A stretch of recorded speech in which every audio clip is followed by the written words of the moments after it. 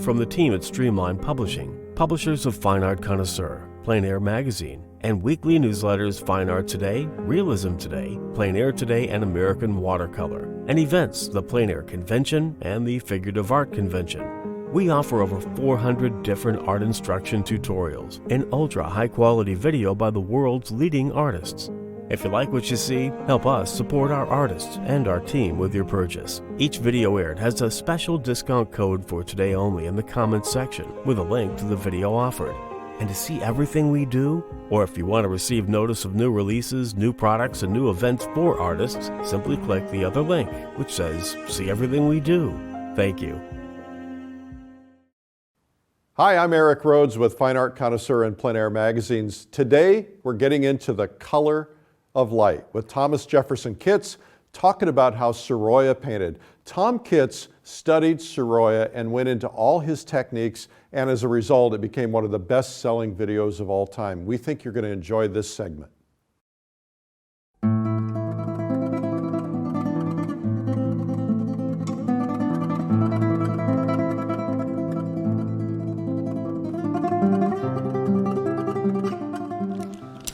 So now we're starting session 2. And I thought I might talk to you a little bit about how I might get back into a painting after I've taken a break, and what I might do to the painting, you know, just to make sure that it sort of comes back to the color that I left it. It's been a night, and I'm now back in the morning, and what's happened is some of the dark of the painting has sort of oiled out slightly, meaning some of the oil in the paint has gone into the ground. Not as much as if it was a acrylic gesso, but some of it has. And when that happens, the darks tend to kind of look a little more matte, a little lighter, which makes the whole value structure of what I left it as different. So what I did is I gave it a very light coat, and the emphasis here is light coat of retouch varnish. And in this case, it's an aerosol-based retouch varnish that goes on. It kind of brings some of, not all, but some of the gloss and value back, and some of the saturation back in those dark areas. The colors that generally tend to sink most are going to be earth colors, and I don't have a lot of those on my palette here, but I do have, and I have been painting a little bit with the ochre yellow and the ivory black. Those are the two that generally will sink.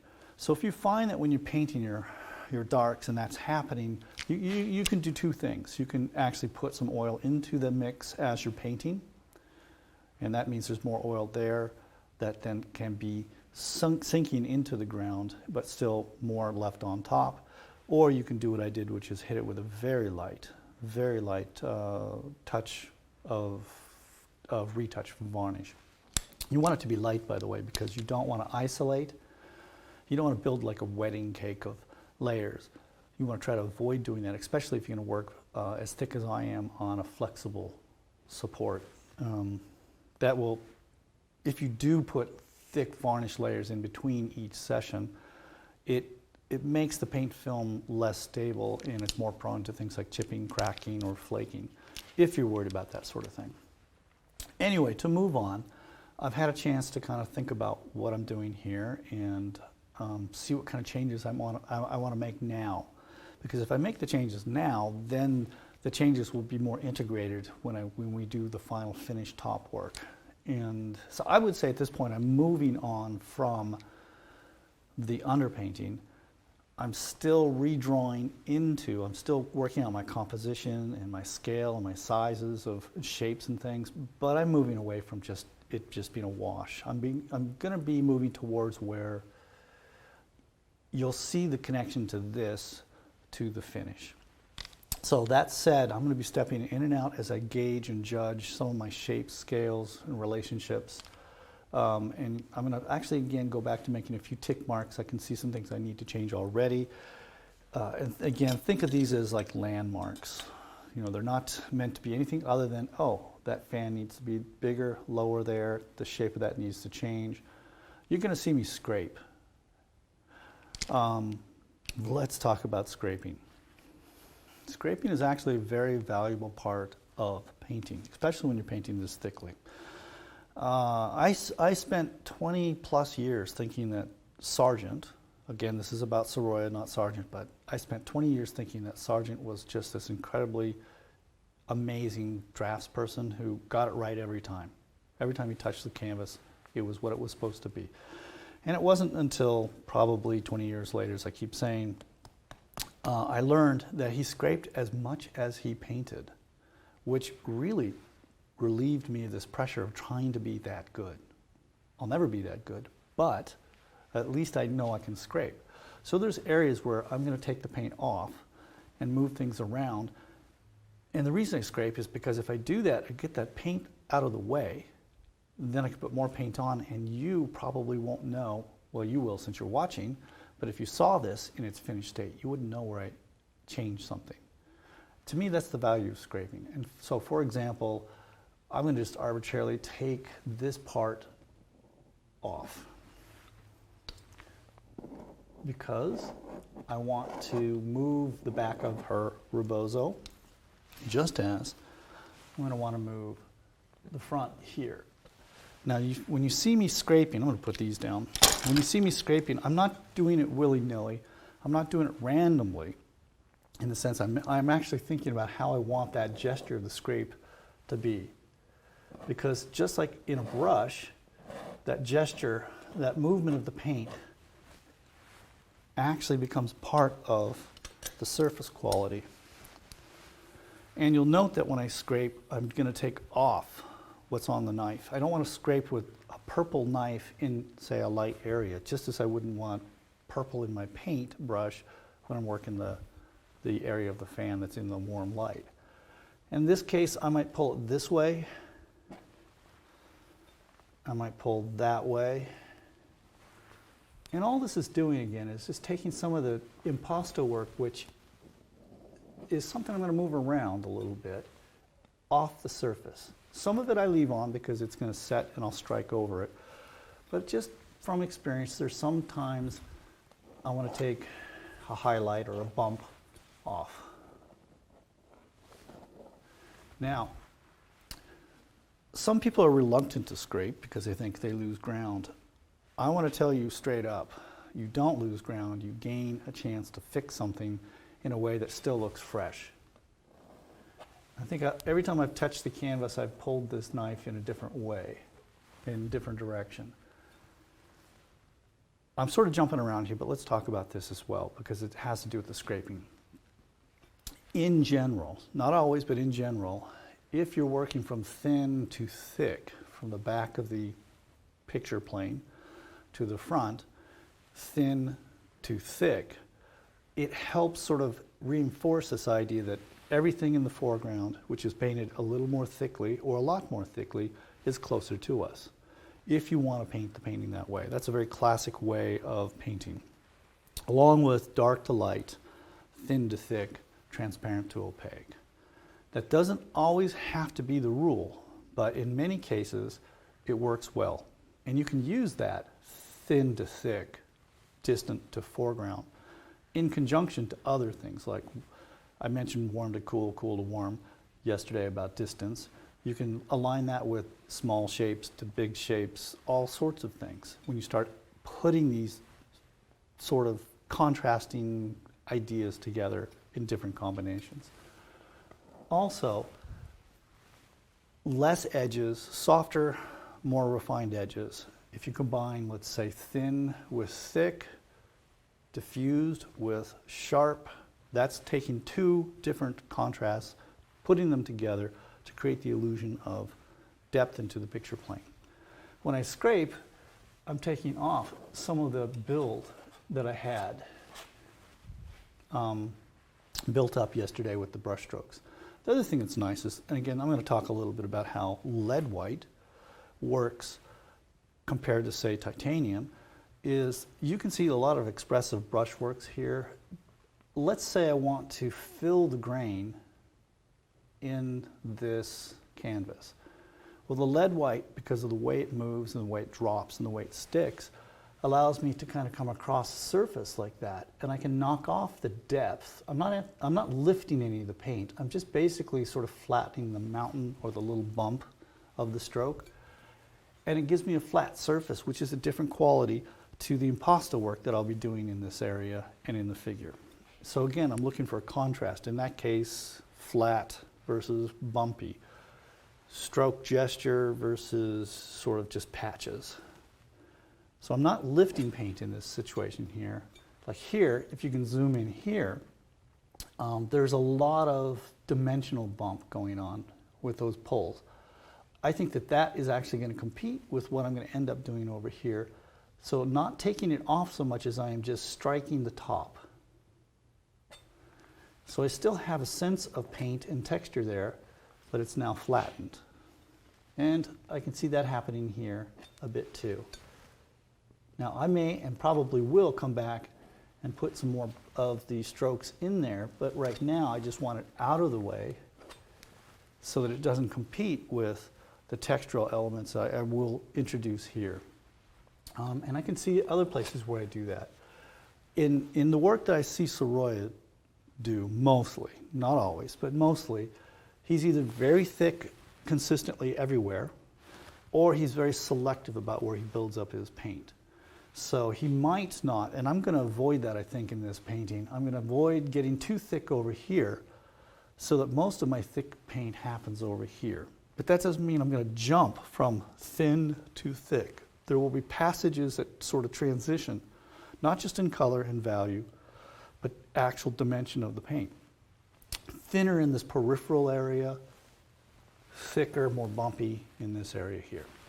It's that transition, that ease from one to the other that I want to manipulate as I paint.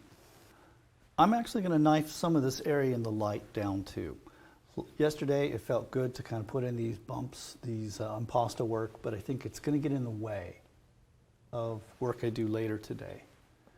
So again, notice how I'm pulling.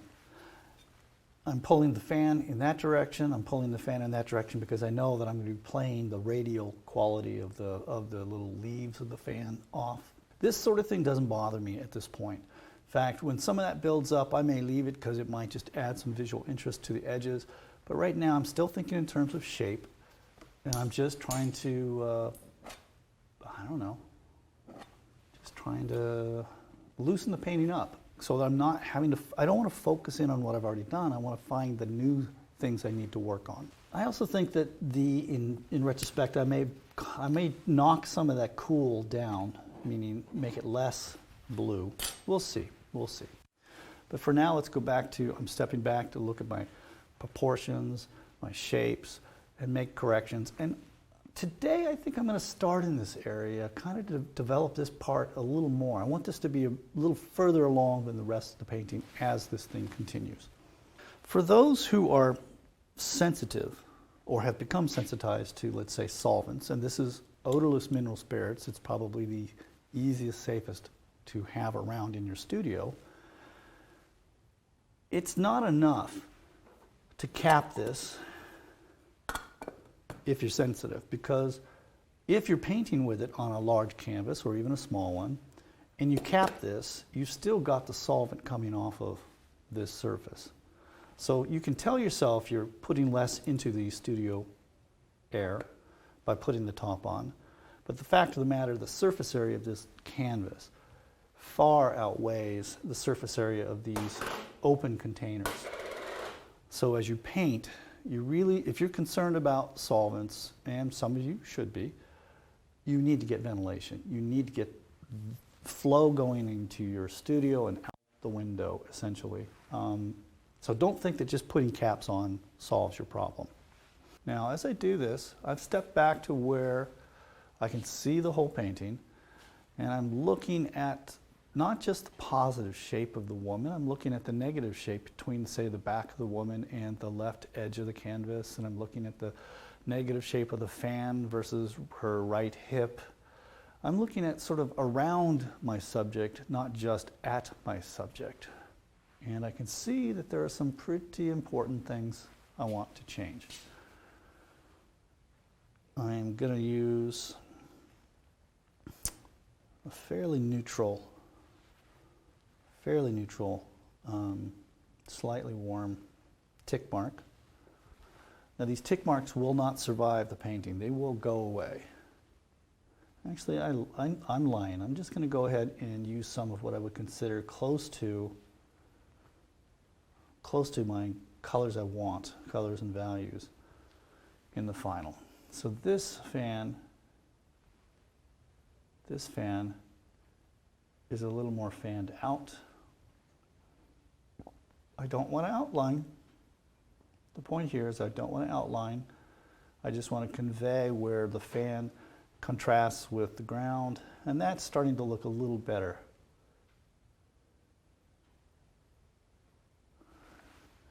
And also I can see in my figure here that her forearm, which is under the rebozo, or the large scarf, actually comes out more out here. Now there's not a lot of value difference that I just put in there because I'm painting the light of the rebozo. So that tells me, since I'm here, that tells me I want to take the fan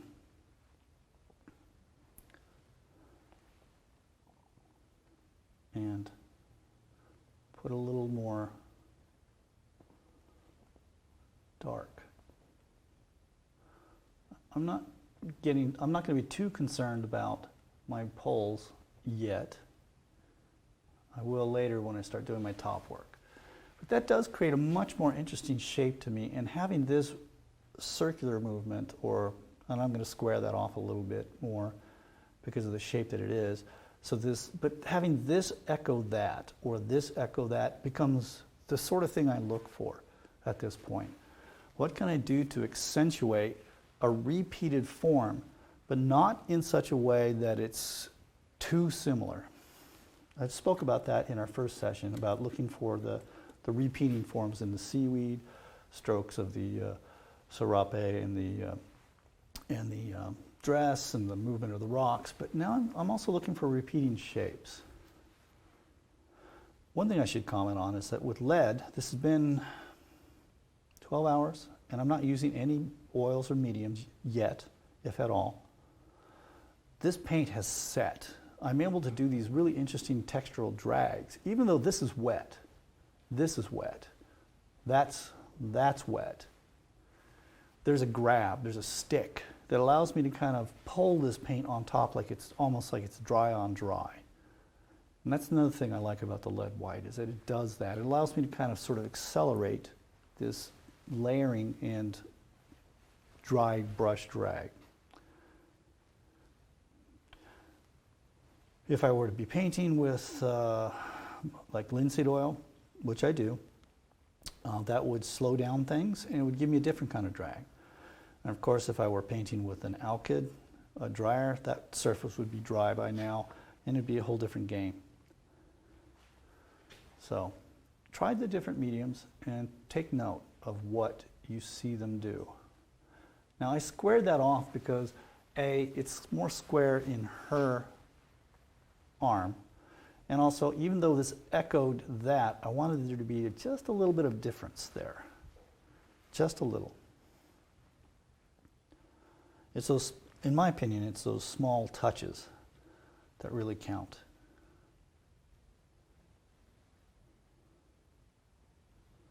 And we're going to suggest at the bottom of the fan there that it is starting to go into some sort of shadow or cast a shadow upon itself, and that here there's a little more light coming around.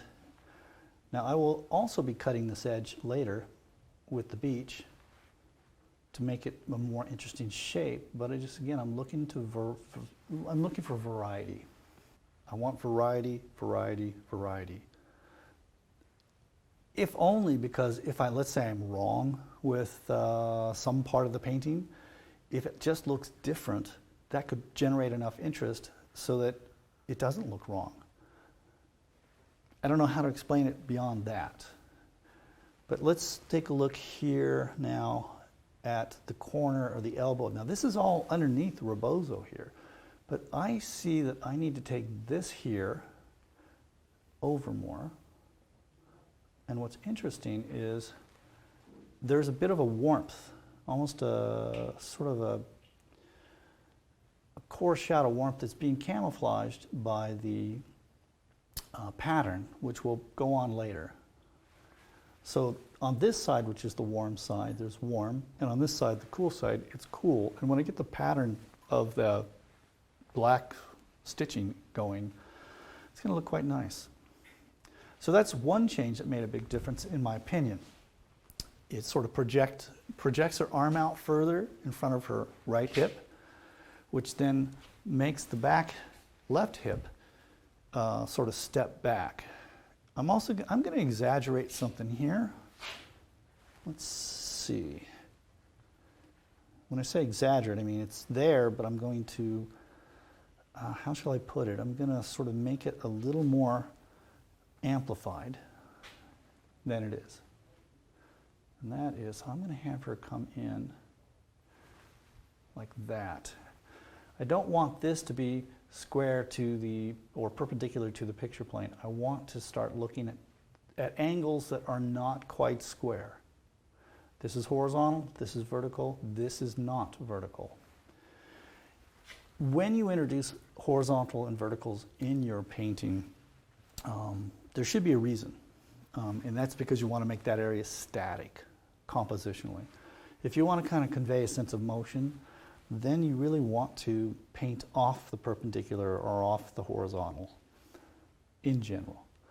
Now there was this little bit here, repeat, that I loved, but it's actually darker than the beach. It's warmer and darker than the beach behind.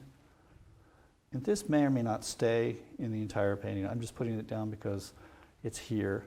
It may go away. We'll see. There's sort of a bit of it showing there as well.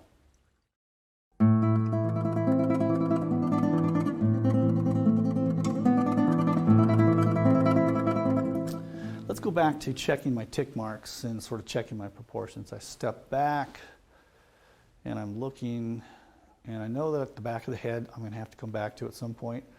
Let's jump into the face a little bit. So for the most part, I've been keeping things very simple, very blocky.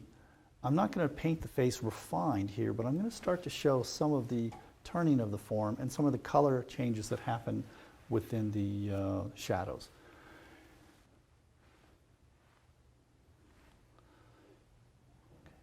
Most of the face will fall into the warm camp in the sense that even the shadows are actually kind of warmed up here. There's this bounce that we talked about yesterday about how the light's coming up. It's actually flowing into this part of her cheek and jawline. It's hitting underneath, but it's up here. So this area is warmer than up here, which is why you see me made that change. Let's look at the part of her face, her cheekbone and eye socket that's in the light. Again, it's light, and for the most part, warmer than the shadows, as warm as some of the shadows are. Now I think what I'm going to do is paint the value of the light shape down a little bit and then pull it up as it develops. Now that's pretty warm.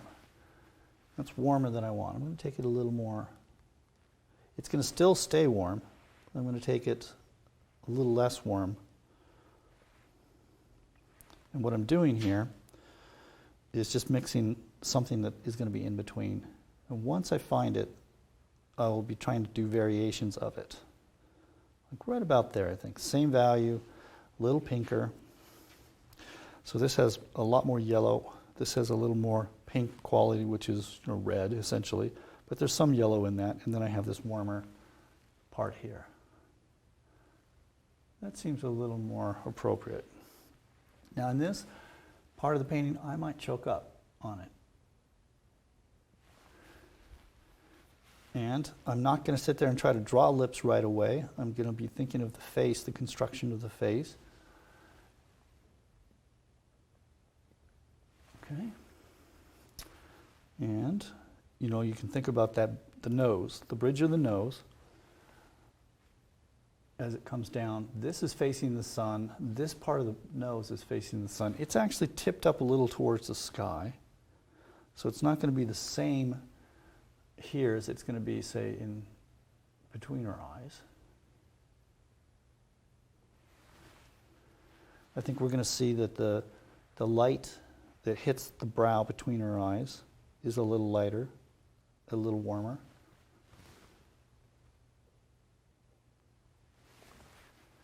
Now these are rough. I'll be cutting around and shaping these bits and pieces of paint. There is this eye socket that has some warmth to it.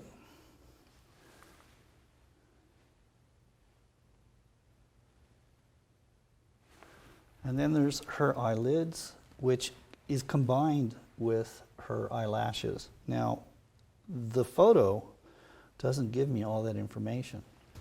So there's a point where the actual eyelids sort of merge with her eyelashes as one shape. If I hit the value and I hit the shape, I don't really need to actually paint them as individual things. So that would be her eye, and at this point also her eyelash. Okay, so now we continue just looking for the shapes in the face.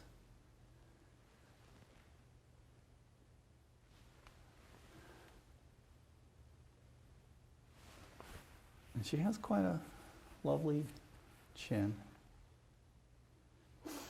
softer edge.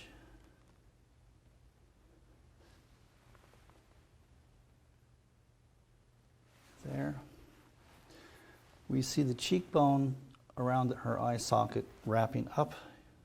It cools down as it wraps up.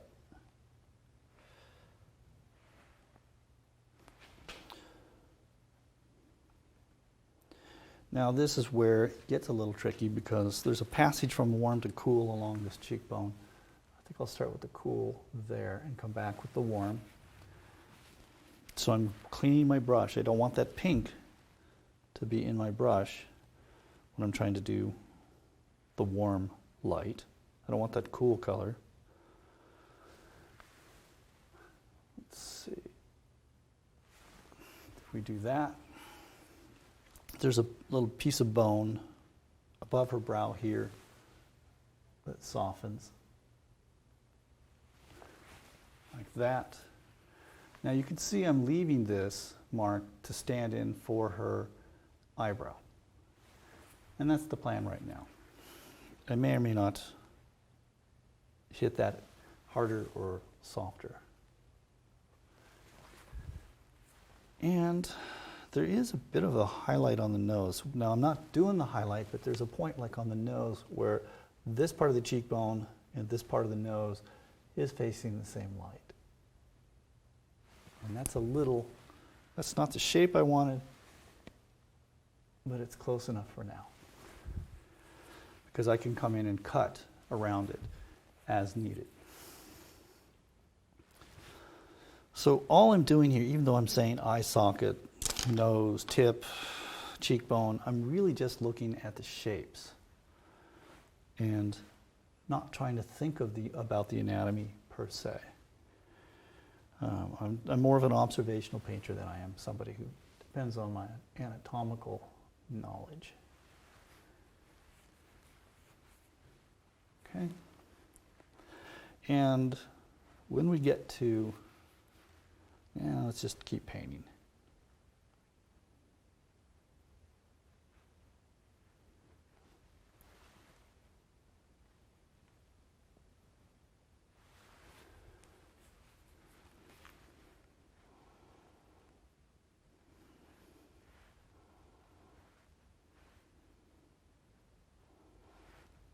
It's likely that I'm going to sort of build the face, lose the face, build the face. I might even scrape the face as we continue to paint. I'm just trying to get a sense of where the attention is going to end up, where I want that to end up in this painting. We have this huge 30 by 40 inch painting, huge by our standards. But this will be the point that it's small. That's a contrast in its own right. It's like this is big, this is small. So now how do I get from this big shape to this small shape. That's the beauty moment. That's what I'm going to be trying to work out and trying to connect and trying to transition throughout the rest of the painting.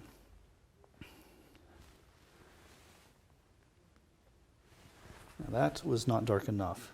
That was supposed to be kind of a coolish passage in the shadow, like a cool highlight. The problem is that it was too light, that it sort of associates with this and not the side of her face.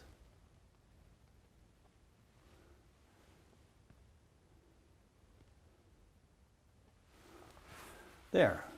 Now we start to see the shape of the eye socket. And you note that I'm trying not to pull out the little tiny, tiny, tiny brushes.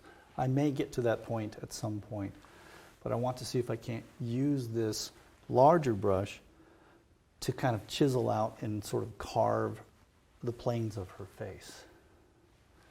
Now, something I know that's going to help is let's get that neck. You know, you probably wouldn't have thought this is important right now, but I think it is. We need to explain the bounce underneath her chin, underneath her jaw. And to do that means I need to put that little bit of light that's on her neck, because that tells you where the bounce is coming from. Like that. When I put that mark in, this all starts to make more sense. So we're now going from this light to this light shape down to this light shape, which then gets picked up here, here, here, here. So we have a sense of side light, not to forget that we're going to have a side light kind of coming in here that explains. This is what I call unifying the painting through the light. We're using warm lights, cools, darks. We're using directionality of the light, so light shapes, dark shapes. We're coordinating or sort of making the planes of the objects break and group. This is one group. This is another group. This is one group. This is another group. And when we do that, we start to build this sort of movement throughout the painting with the eye. And I haven't talked about it much, but this is how I'm getting your eye to move in a direction that I want you to move. Everything else from this point on starts to become more about how subtle do I want to make these passages or movements to be. And that's really a call that you make in your own work. A lot of people want to make it very subtle and very sort of like hide the fact that this is paint. There are those who really want to make sure that this is very, very clearly paint and keep things simple. But from here on out, that's pretty much it. This is still bothering me. I think for now what I can do is leave that there but sort of take down the value, because the value of that, the lightness of that is so close to that that they seem like they're on the same part of the picture plane. So all I'm going to do here is I'm going to change the hue to a little warmer, quite a bit warmer apparently. Let's back off that. And I'm going to make sure that the value of that orangey red that I put there, and perhaps even the intensity, is less and lower value. And then it should start to feel like it's stepping back. Its position's still problematical. It's still kind of a tangent, which I'll get to at some point. But I just want to push it back. I still like the idea that there's going to be a little bit of a streak of light close to her. Yeah, not dark enough. And let's make it a little more tertiary. Okay.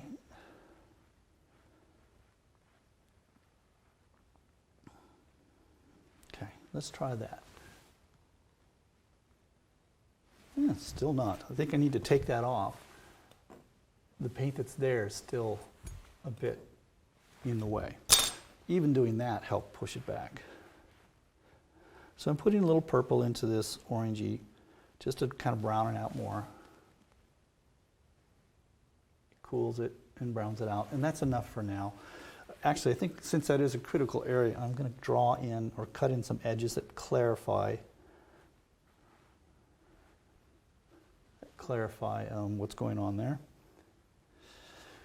Let's see. Take some of my, this is kind of a cool gray that I made from the pile yesterday, a warm gray. I'll start subdividing with more distinctions of red, green, blues in the grays. Let's see, is that about right? Yeah, it's just.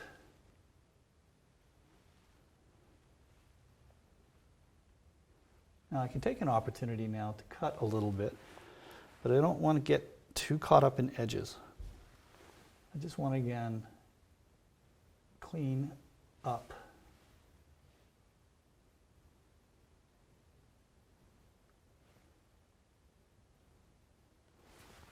And that's a good, I wouldn't want to go much further than that right now. Maybe I want to indicate where the lips are and the shape. Now note that we have concave, convex going on. Those counters, those sort of opposites are important, especially when you get to edges or silhouette of things. A lot of what Sorolla did was push paint into paint, and we're not quite there yet. I'm still sort of blocking out some of the shapes, but there'll be a point where I'm going to start to take one color on one side of an edge, push it into the other, and take the color on the other side and push it back.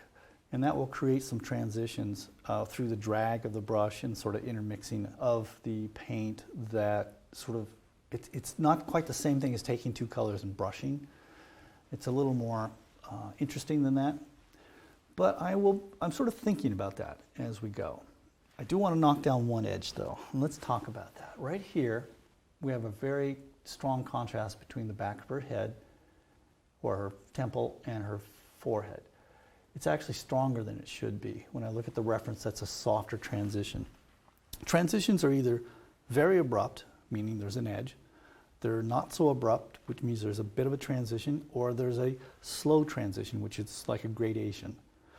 So look at your edges that way. Is it abrupt, meaning is there actually an edge you see? Is there something that's a quick transition? It's not an edge, but it happens quickly. Is it something that happens slowly across a painting? Just thinking in those three terms will sort of bring a wider variety to your passages when you go from one shape to another. Should it be abrupt here? Or should it be sort of loose and less abrupt? Should it be abrupt here?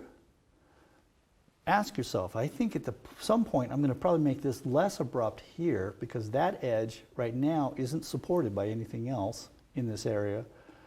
And I think that it's always going to compete with the edges I put in here.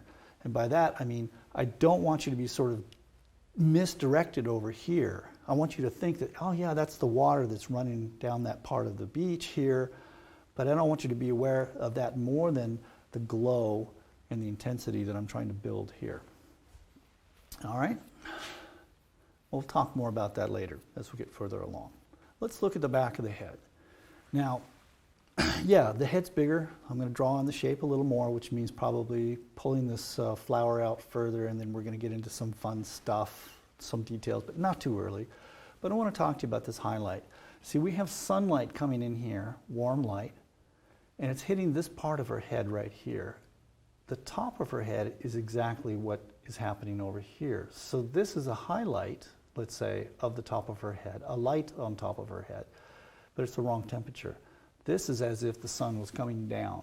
So this will need to be warm, and this will need to be cool, and then you'll start to see the whole head round out because I've turned or changed the temperature of the light on top of her head. In fact, I could probably do it fairly simply after I put a little more back cranium in her. And I want to keep this fairly close to the background. We'll talk about why later. Keep that on the cooler side. It's not, I just put a straight black down and realized I don't want that. I almost never put a straight black down. Sorolla would use straight black at times. You can see it in the work. I don't. So the idea here is, in that case I fed some alizarin. I don't think that was the best choice because we have cool down, sort of a purple.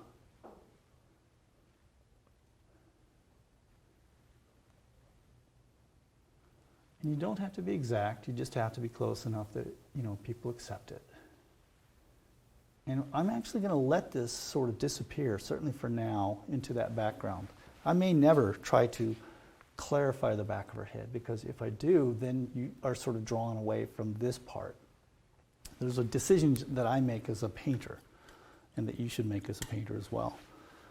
Now let's go back to that highlight. Let's see, on the rocks, it was a cool top highlight. Let's do the same on the head. And again, that highlight, that cool thing can't be as light value as in this because it's reflected light. There's less light hitting the top of her head. Even though I see it, it's not as light as in the area of light. So, if I maintain that thinking, and again, this is just simple shapes. So, by putting this cool light on top of her head, it makes us, it's part of the light shape, but it's reflected light. This is the warm light coming in at the side, the direct sunlight. This is the top cool light coming in from the sky. It only makes sense because you see it appear elsewhere on rocks and beaches that are turning in the same direction that the top of her head is turning. See, if I just done this with light and dark value, it would have worked in a classical sense. It would have worked, but I wouldn't be telling you about the temperature of the light that's coming from this direction versus the temperature of the light that's coming in from this direction. Warm this way, cool this way. And that's the fun of this. Now, do I want to get rid of that little calcy thing? Yeah, I'll ease it right now. But sometimes things like that, you just kind of want to play and leave. And again, this will be still an issue for me to fight and change. I'm not going to fix it now because I want to work elsewhere. I also want to soften her forehead. That break I told you here on her temple, I want to soften that, meaning the transition that isn't an edge, but isn't a fade or a gradation. It's just more of a quick shift. And again, I can do it by mixing. When I look at my source, it's actually a little darker. It's like a core shadow there. It's showing the skull, the actual bone, the way it turns. And so it is darker and warmer. It's just not quite that dark. So let's ease that a bit.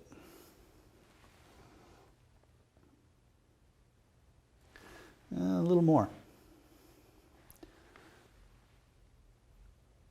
And now, that is not the shape I wanted, and here's why. I'm going to be fixing this. This part of her face, her front temple, her nose, her cheekbones, really is pointed towards the sky. This is all about planes.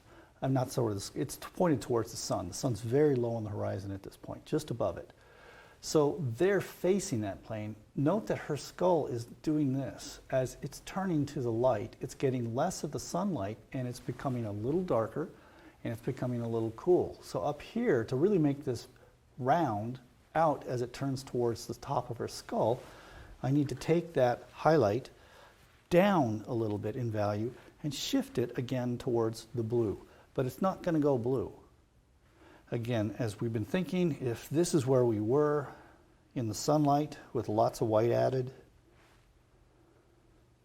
and that's an approximation, it's actually maybe a little more like here. And if in the top of her head we're over here with the highlight, this is that, this is in this area here. To get from here to here means I'm going to be somewhere in here. That is the hue that I'm looking for. It isn't much more complex than that, to be honest.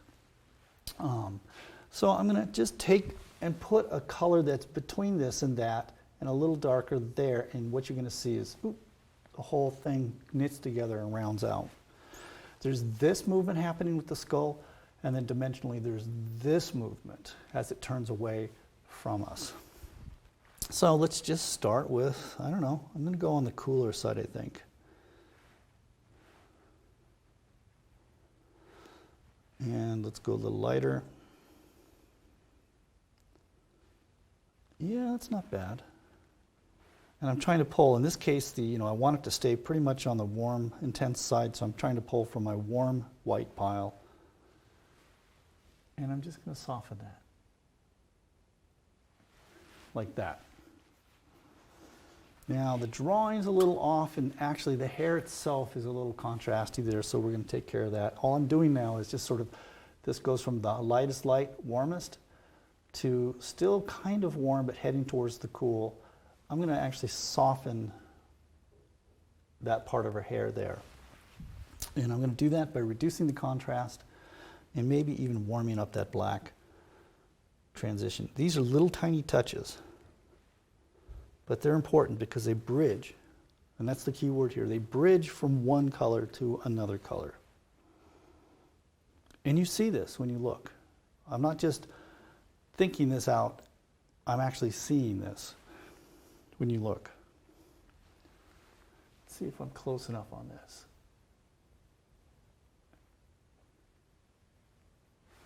What do you think? Did that pull it together? Yeah. Now this is a bit harsh right now, like I've got her hairline up kind of a little back past her skull. That's a drawing issue, which we'll correct as we go.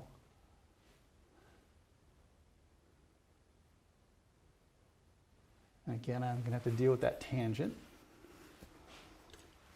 of the rock behind her. I think right now I am going to just take it out, and we'll maybe revisit putting it back in later. Because really it would be right about here.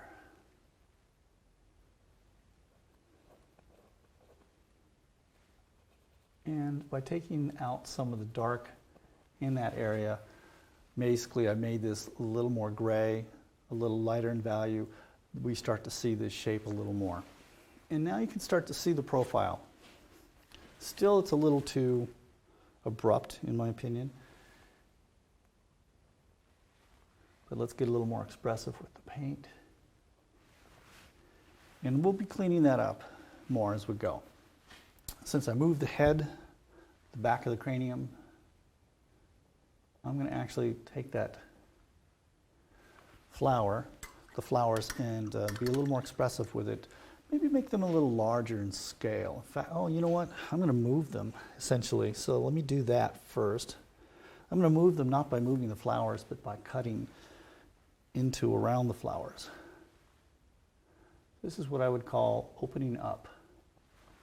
Opening up meaning I'm not trying to get tight here. I'm trying to just like make a move and make a new shape and not worry about the mess I might be making, because I can come back and recover and tighten up the mess as much as I want.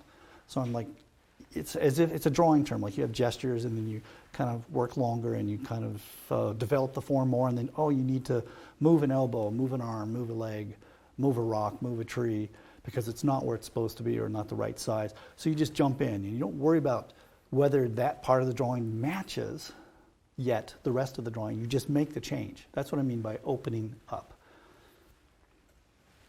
So let's now move the left side of that flower over. And again, remember that's the left side of that flower is in the cool.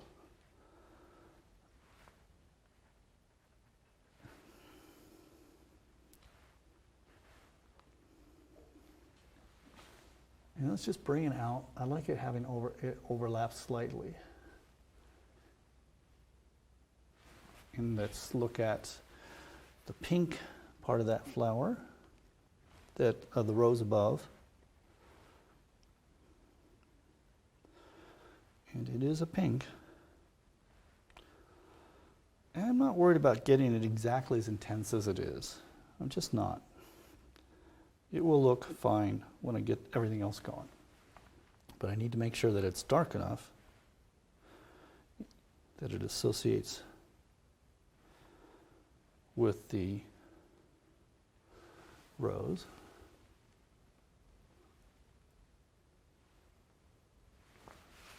Okay, and that tells me that I'm going to change some of the inside of that flower to a lighter.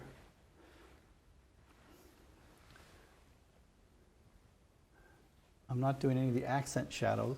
I want to hold on to this warmth because that's the side of the rose, and I'm going to put a little of that warmth in here.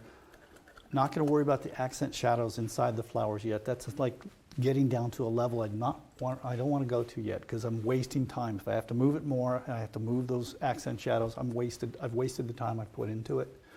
But I do want to at least indicate the light source, what's in the light on the flower and what's not. So, and let's be expressive. I can always knife this off if it's too much.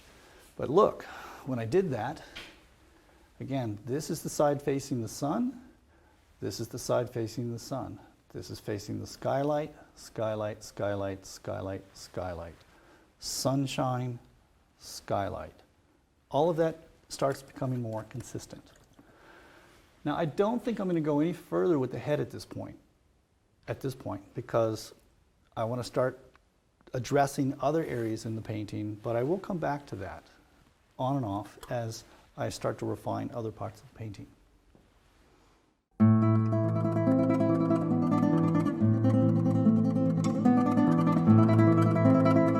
Okay, I've had a couple minutes to look at this from a distance, and I think what I'm going to do is pick this area, sort of reestablish some of my lightest lights and some of my smaller shapes. Just as I've done here, I want to sort of indicate some of the smaller shapes. I might even get into the pattern that we've been talking about a bit.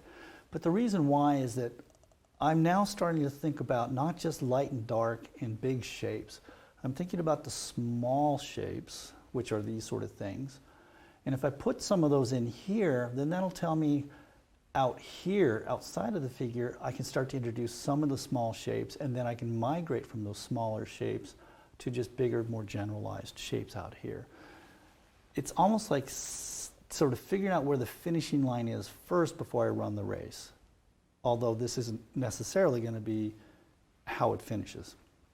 So let's just re-examine some of the lightest lights describing the folds of her serape, rebozo scarf.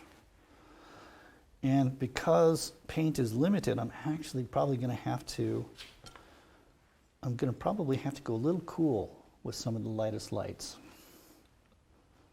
And I have ways to recover. If you put a white down and it's too cool, you can actually embed some yellow on top of that and sort of striate it, and you end up with something that looks like it's lighter than it really is. First, let's get more paint, more white down on the surface. All right, there's my brush. So what I wanted is I want to start with the whitest white I can get and then sort of knock it down from there. And these are like tiny points. You know, it's like just a little yellow at this point, not a lot. And it makes all the difference in the world if you're keeping your whites clean, meaning in this case they're all warm versus, you know, sometimes warm, sometimes cool, sort of erratically. So let's see how we're doing here. Now there's points where these folds turn more to the light, like right there, it's catching more of the light. Now it does go cool. There's no way to fight that at this point. I will probably have a chance to insert some warmer yellows on top, floated on top. But right now I want to see how that little 3% break is. And now when I step back and I look at that, I start to see some variation happening in the lights, so that the light shape is not just flat, but there's some variation between light and dark, cool and warm. And there's definitely a strong one right here.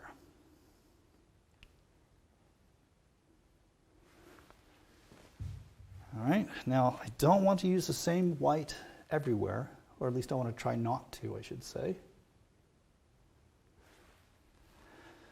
I know that I'm painting into a bed of paint, so I will get some variation just because there's paint underneath that's now coming into play, but I'm also picking out of different parts of the pile, I should say.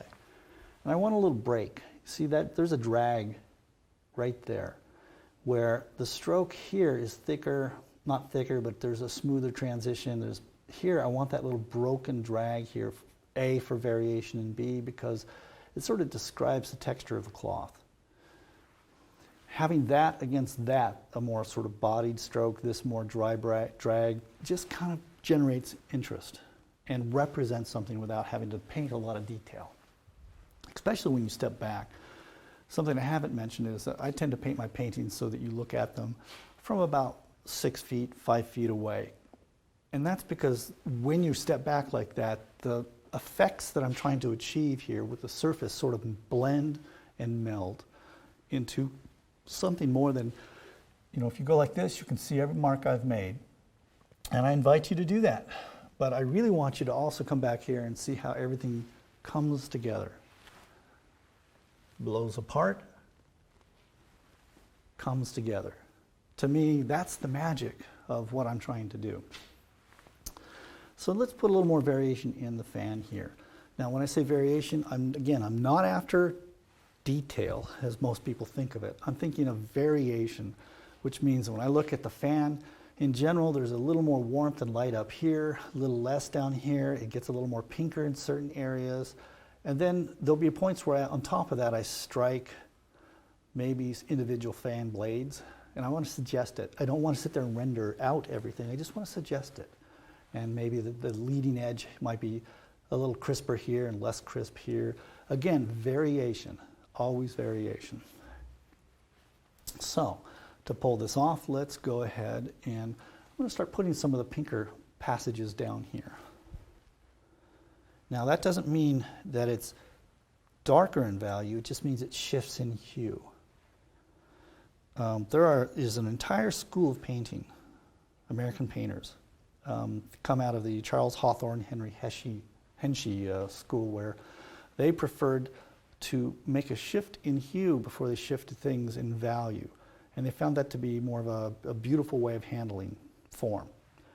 It may or may not be your thing, but check it out, think about it. That's what I'm going to be playing here. Is that I want there to be more of a shift in hue than a shift in value in this fan. Okay, so let's put more pinks down here, out to the edge. I want to let some of that oranger, yellower color show through, I think.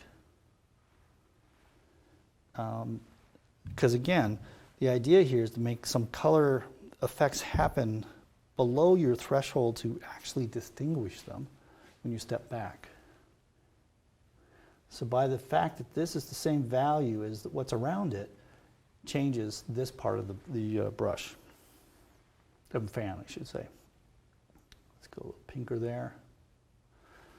Now let's talk about a little bit about edges. You know, again, Sorolla was not interested in edges too much unless he was doing a very refined painting. His beach paintings, you know, he basically painted very rapidly and got the edges and kept them. He didn't really, I don't see him paying a lot of sort of concerted attention to the edges. But in this case, I think I do want to knock down some edges, because if I want this part to project out, maybe if I make that a little softer, it's going to look like it's behind. Okay, let's get rid of these outlines here. Now, let's go a little darker with that. Okay. And if I really, at some point I will come in and I'll start varying the, I might do it now, a little bit. I might sort of indicate that there is fan edges or change. But I don't want to get too far into that yet. I want to keep this gestural. Why don't we jump in a little bit to the pattern that happens here? I mean, we're going to do that now. Because when I introduce the pattern there, it's going to make it difficult to paint, let's say, the form on the arm on the cloth, because the pattern is going to be something I have to paint around. That's why I'm asking myself. I think I'm actually going to work on the form a little bit first. See, I moved that arm, and there's this cool passage there. It's a little lighter than that. Now I want to come out of my clean terps on this. I was dipping into my dirty terps. So this is cleaning out the brush. I'm going to start my mix again.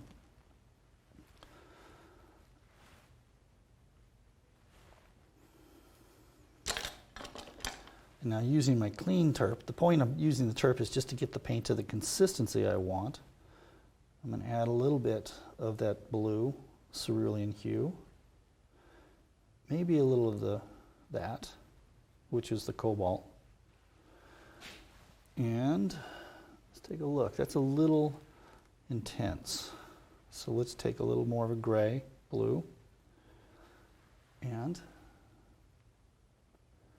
what I'm doing here is just trying to show that this part of her, above her elbow, is heading towards the sky. there's actually a harder edge here. And then let's look at that collar up here.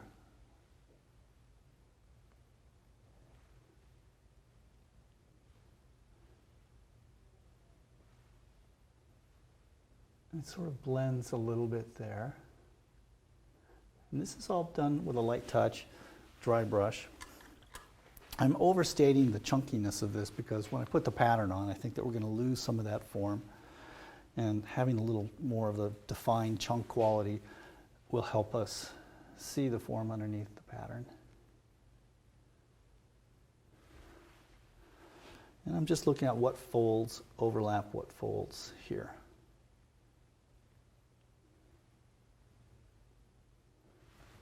All right, so now let's look at this stitching. Now this will be impressionistic, but I'm still going to follow the thinking of if the stitching is in the light, it's going to be a little lighter and it's going to be a little warmer than the stitching that is in the shadow mass. As long as I follow that at this break, this is my shadow. Any of the stitching that appears in the light is going to be lighter and it's going to be warmer. Any of that stitching that appears in the shadow is going to be a little darker and a little cooler. That is far more important than how accurately I actually paint those shapes, because the stitching could have been anything. But if I can bend it into the cool and bend it into the light, the stitching will look like it is on the cloth and wraps around her elbow. I think I'll just sort of use shapes. I'm not going to try to do each little bit of stitch. I'm just going to sort of do the shapes and then maybe I'll cut in a little bit to suggest that there's some variation in the stitching. So to do this, let's see. Let's just start with a mix of alizarin crimson, ultramarine blue, and a little green. And that's just because rather than use the black is very opaque. This is going to be more transparent. Now, I can see where I am, add a little white, and that's kind of a blue, gray, dark. And that might work on that side. And then let's see, let's go ahead and warm it up. Now this is adding some opacity to it because ochre is opaque. So when I look at that, I think I want it to be a little redder. More red, more orange. And then we'll play with this. Now this is going to go on fairly thin, and it probably may look a little sloppy at first. That's okay. I'm going to go lighter. I'm going to actually exaggerate the lighter value in the lights. And I think this is what Sorolla would do as well. When you look at how he brings darks around into the light, he really makes it clear that that dark belongs in the light. That's why I use light and shadow, because the dark that's in the light is a light dark. The dark that's in the shadow is a shadow or cool dark. I hope that made sense. And it's okay just to be gestural. That's enough for now. Let's go to the cool or shadow side.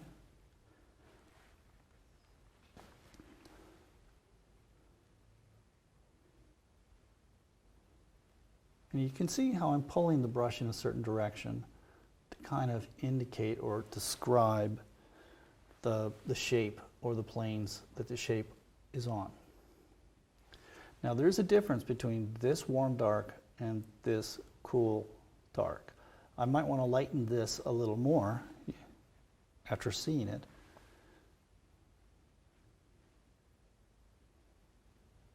Look, a little chevron there. See how I roll the brush there? Now, that's the shadow line, so when I come onto this side, what am I going to use? I'm going to use the warm dark here. I'm hoping that the camera's picking that up. Because if it isn't, then you just have to trust me. I'll probably lighten that as well. Now I'm going back, I'm cleaning my brush. I'm going back into my shadows, which for the most part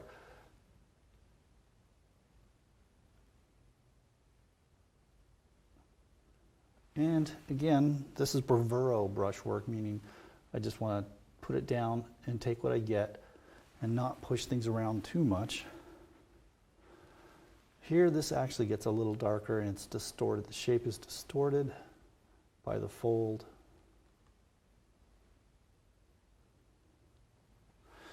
Now it is darker because it's in a dark within the shadow shape.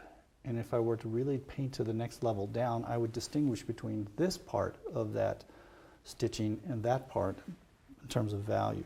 I think for the purposes of what we're doing here, I'm not going to. And this again, I'll be sort of refining later at some point. Down here we have just a little bit of that pattern reappearing.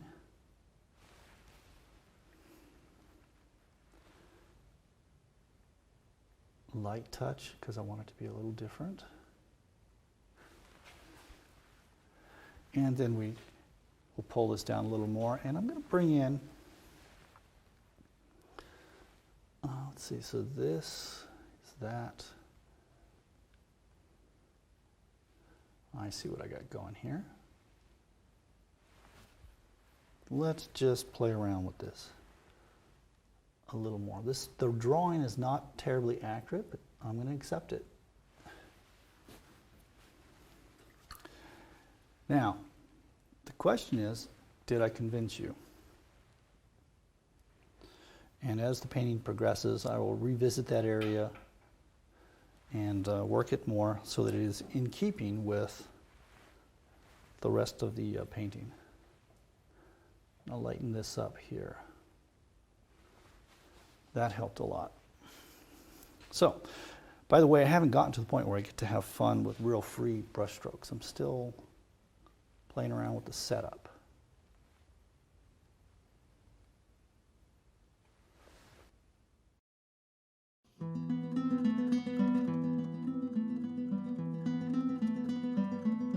The art of Spanish master Joaquín Sorolla changed the world.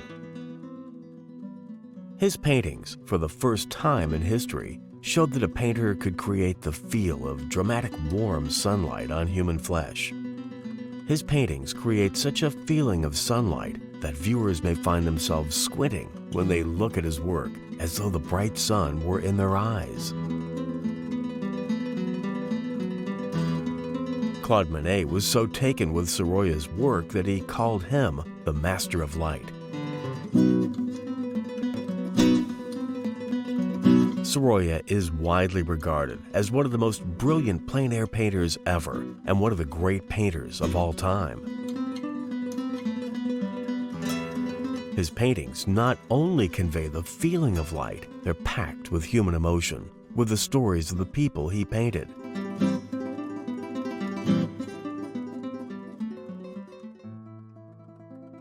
For over 100 years, painters have tried to copy his style and create his feeling in their own paintings, yet few have succeeded. One painter, Thomas Jefferson Kitts, has spent countless hours studying Sorolla's work to understand the techniques he used to create the feeling of light and emotion. And after an exhausting effort, Kitts has documented what he has learned from Sorolla. Kitts is both inspired and exhilarated by the way light plays across the landscape. In fact, he's devoted most of his life to capturing this in his paintings. There's no doubt that this is a leading factor in his being widely regarded as one of today's best painters. Now, Kitts guides you through his in-depth discoveries, where he shows you how to paint the color and intensity of light. You'll discover the working methods and incredible techniques of Sorolla, the way Sorolla applied the paint to produce such a stunning end result, how Sorolla conveyed the intensity of light in his paintings, and what he did to make the light stand out, and much more. So if you think about it, I'm going to put that right next to each other. Same value, but this is cooler. And that's what I want to put, I think, right in here. The ability to paint the color of light is a skill that separates average painters from great ones. And now you can paint along, step by step, while this skill is explained in an easy-to-digest method that even beginning painters can grasp. Sorolla, Painting the Color of Light with Thomas Jefferson Kitts, is now available on DVD or streaming video.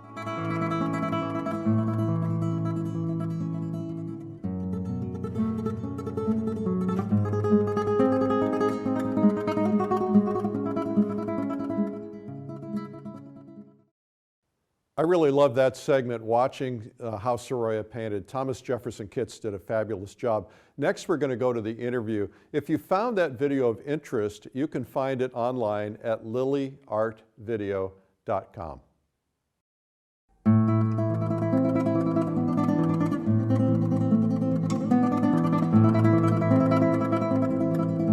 Hi, I'm Eric Rhodes, publisher of Plein Air magazine. Today I'm honored to be with Thomas Jefferson Kitts. Thomas, welcome. Thank you.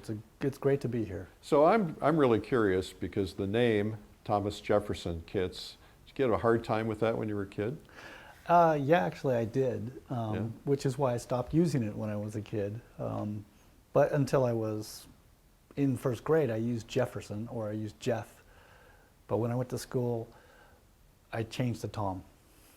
And so the parents, what was the reasoning behind the name? Well, it goes back generations. I'm actually the 9th in the line of that name, so I'm Thomas Jefferson Kitts the 9th, but I don't lead with that, Eric. And what about your kid? Oh, wow, we broke it. You broke it? Yeah. 9 yeah. generations and you're the one that broke it. Yeah. Wow. Well, we were just going to have the one boy, and my wife, rightly so, wanted to have some naming rights there, so he's got part of that, but not all of that. So tell me about this journey that you've taken as an artist. How did you first find that you were interested in art? Well, that's always been the case, to be honest. I'd rather you were not honest, actually. Oh, really? You want me to make something up? Yeah, make something up. It Make something up that sounds really good. It wouldn't be as good as the truth. I mean, this is a little Norman Rockwell, but when I was really young, I used to visit my grandmother, who was a folk artist. And she always had some project waiting for me anytime the family visited. So the first thing I would do is jump out of the car, run into her house, and there on the kitchen table would be something laid out for me to do.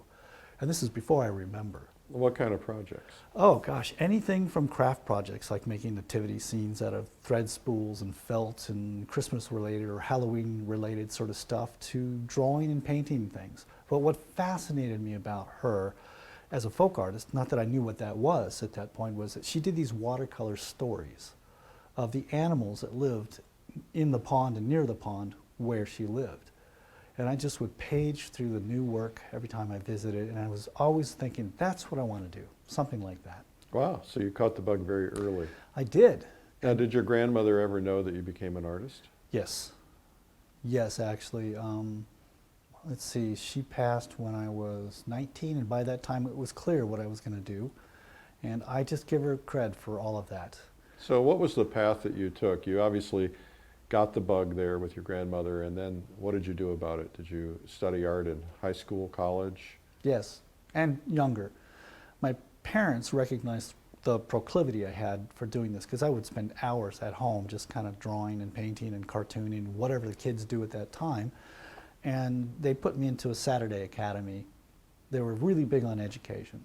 So for a long period of time, I was going to college, basically going to what was then called the Oregon Museum Art School on Saturdays, and doing things that I loved, just loved. Now, what age you were at that time? Oh, I'd say somewhere 8 to 12, 13.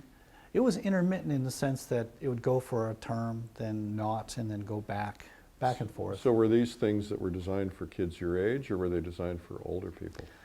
For kids. Yeah, this was a classroom of kids, kids similarly inclined.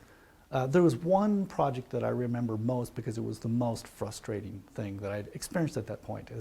Remember, this was the early 70s, so I show up one day in class on a Saturday, and there's a box in the middle of the room, and there's a lot of noises coming from that box, and I walk over and I look in, and there's about 3 or 4 Dalmatian puppies in that box. Now, of course, every kid's like going, wow, this is so cool. And these puppies are squirming and running around, and the instructor said, okay, draw those puppies. Oh, that sounds a little difficult. It really was, because kids, myself included at that age, are very concrete. If you're told to draw a puppy, you want to draw the puppy, but they wouldn't stop moving. So I actually had a bit of a hissy fit. And I threw down my drawing tool, it must have been a pencil, and stomped out of the room. I remember doing that, just so frustrated that I couldn't get these puppies to stop moving. And the instructor kind of gently followed me out and kind of cajoled and soothed me and brought me back in, got me back drawing again, and so I drew the best I could like everybody else. And then, when I was settled down, he said, everybody, great, let's get the puppies out of the room and let's look at your drawings. Neat, this is really good stuff. Now here's what I want you to do. And then he gets out scissors and he wants us to cut up our drawings of these puppies and paste them onto cubes in some sort of interesting design. That was my second hissy fit, because I had to draw these puppies and now he wants me to cut up my drawing. I just didn't understand.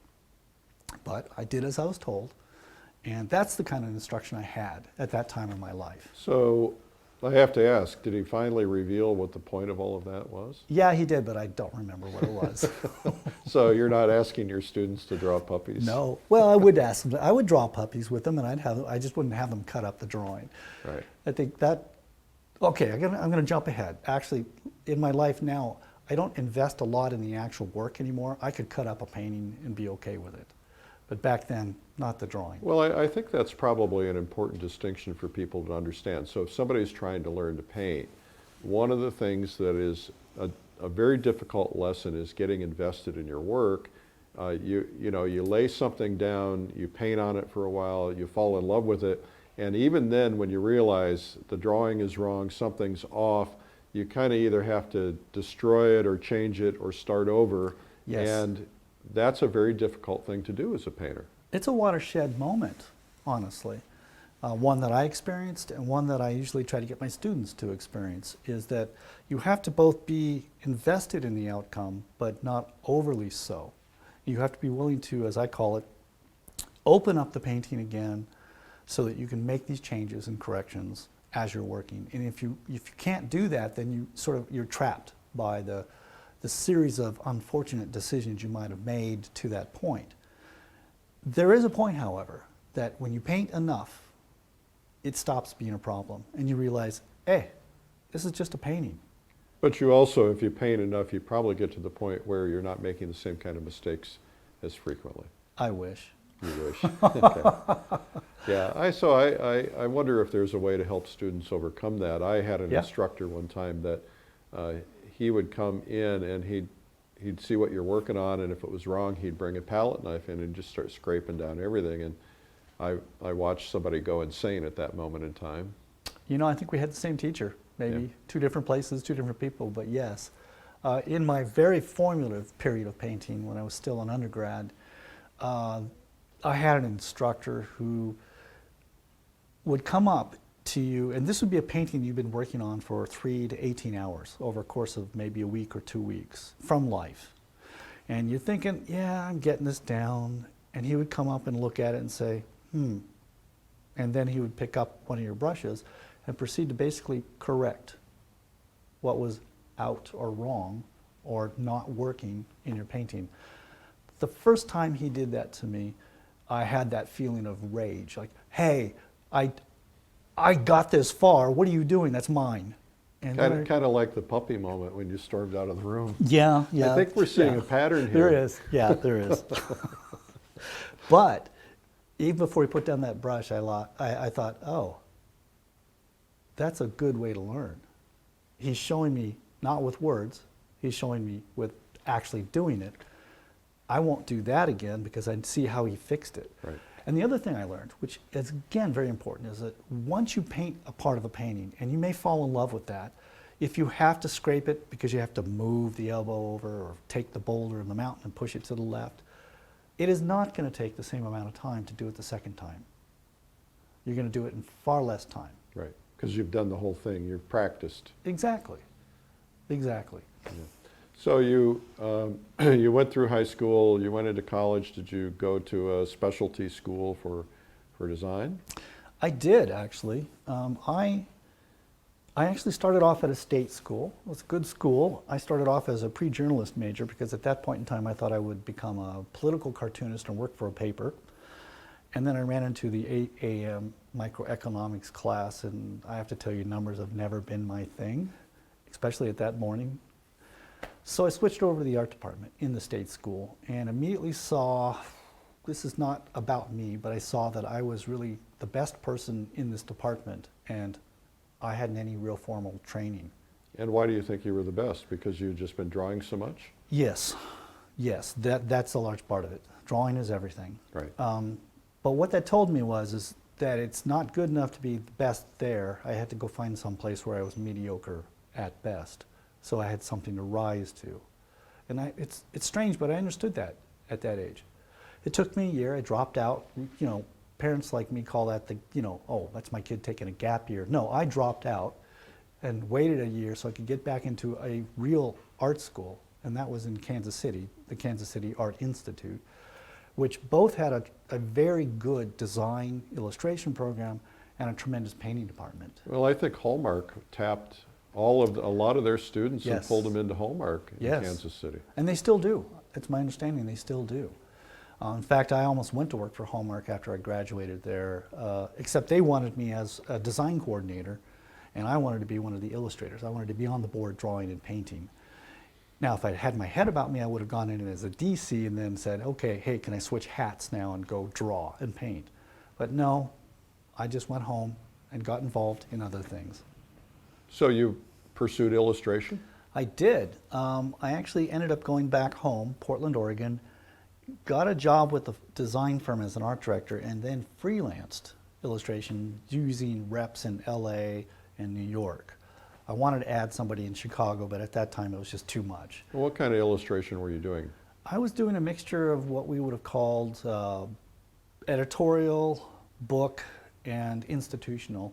I didn't do a lot of advertising illustration because that would have been in conflict with the people I worked for, because I worked for essentially an agency. And you were doing illustration for the agency as well? Yeah, not that much though. Oh, just you were an art director? Yeah, but this is why they hired me. They hired me because I could draw. There might be a theme that keeps popping up here. And at that time, if you could draw, you could do your comping, you could come up with your ideas, you could actually have more ownership, and they valued you because you had this skilled, you could basically draw the picture the client had to see before you made it, which is a very expensive process, as you know.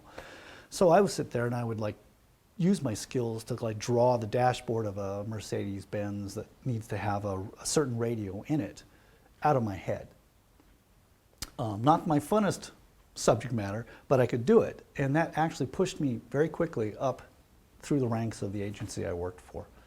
I eventually was the creative director by the time I left, some 7 years after that. And I don't know, it was good because I could draw. A lot of the great painters, a lot of the great Western painters, the ones doing the characters, the cowboys and the Native Americans and the horses and so on, they all came out of illustration. They did. So how did illustration then lead you into fine art? That is a fantastic question. Because at this point in my life, in my early to mid-20s, I was living 3 lives. I was an art director that was working in a cubicle in a firm. I was freelancing illustration, and I was going out plein air painting. Because my last year at Kansas City Arts Institute, I went over to the painting department to just paint. I'd run out of courses I could take in the commercial end, but I needed these studio hours to finish up with a BFA, so I spent that whole senior year as a painter, and that's where I really understood what I wanted to do. So I'd come home, get a job, day job, and I'm doing what I just mentioned there, but I'm also painting. And all I can say is between the 3, day job as an art director, freelancing illustration, going out and painting whenever I had a chance, I didn't sleep much. Well, sleep's overrated. Yeah. So you learned plein air painting at the Kansas City Institute? No, that's again a very good, that's an insightful question.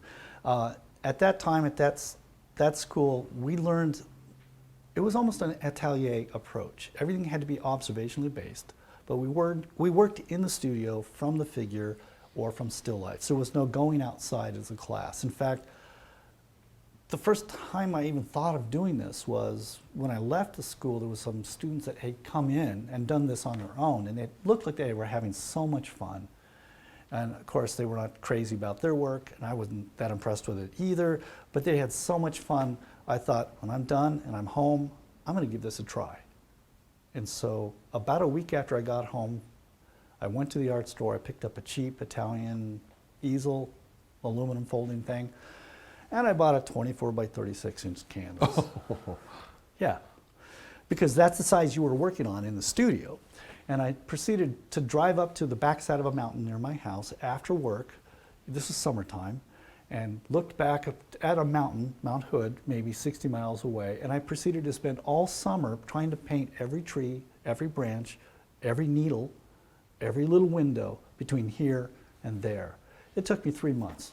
On that one painting? On that one painting. Yeah, and what did you learn from that? Don't do that. Yeah. So with that in mind, when somebody's first learning plein air painting, usually they've painted already in the studio, but not always. But what's the best advice for somebody who's first going out plein air painting? First, believe that you can do this, because really anyone can. It's just a question of focusing. But I would recommend what I hear often other people say, which is start small. Meaning a small canvas. Yeah, start small, both metaphorically and literally, but small, 8 by 10, 9 by 12. I wouldn't recommend going higher than 11 by 14 because you're trying to attend to a lot of space in a small area. That's one. I would go out with a minimum of equipment, maybe 2 or 3 brushes. They don't have to be a big, broad range. I would go out with a minimum of palette of colors, 3 to 6, and find a friend. This is actually one of those kind of art things that allow you to socialize and offer support and receive support as you do this. I didn't have any of that. When I left school, there was nobody in my area that did it. We didn't even know what to call it. I didn't know what to call it. I just said, I'm going outside to paint. And I might call my friends up and try to cajole them into, you want to go outside and paint? And they would go, really? Why would you want to do that? Right.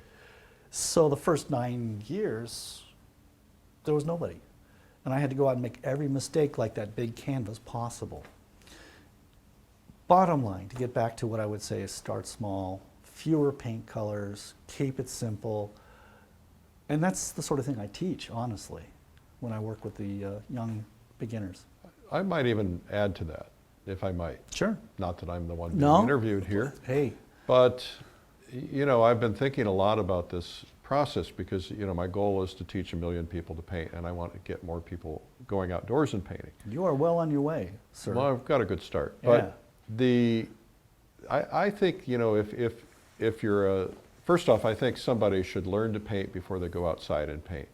It's helpful. Yeah, then you're not trying to figure out how to mix colors and use all the materials and everything. Yeah. So learn to paint inside. Could right? I just comment on that? Yes. Because the quick comment is that most of the landscape painters that I admire that are deceased and alive today, they learn to paint, as you say, first.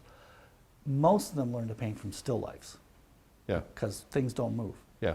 And then they take that skill outdoors. So I think that's exactly right. Yeah. So you learn to paint not from photographs, but from a life. Start simple, a simple object, right? Yes. And yes. then go out on your back porch if you have one, or your backyard, sit in a lawn chair, get a table, and replicate what you do in the house. But because you're out there, you're going to get the overwhelming experience of all the light and the moving trees and all the stuff that's changing all the time, the clouds in front of the sun.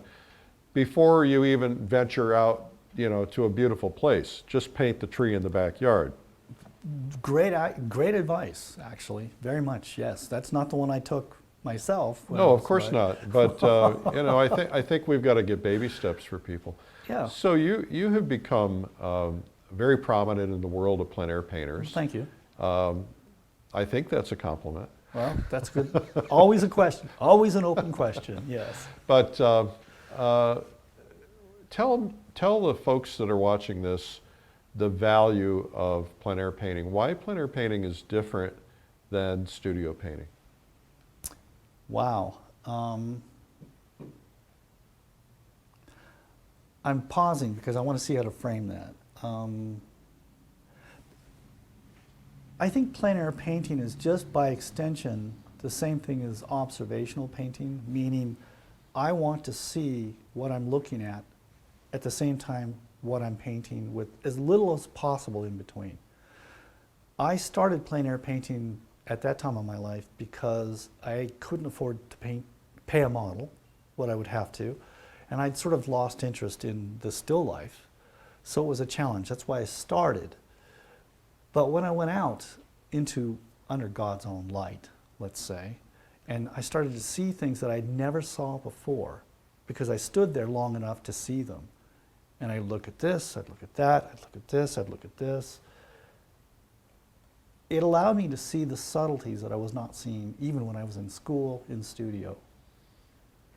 And it also allowed me eventually to sort of anticipate when, if I'm in the studio, I'm not getting good color sense. Or if I'm working as an illustrator and I'm working from photographs that I had shot for a particular job, when was the camera lying to me? And more importantly, how could I fix it? So I think aside from just the joy of being outside in real light, seeing the real world, and learning to translate that to the canvas, you do build up almost a data bank in your head that you can take indoors when you have to.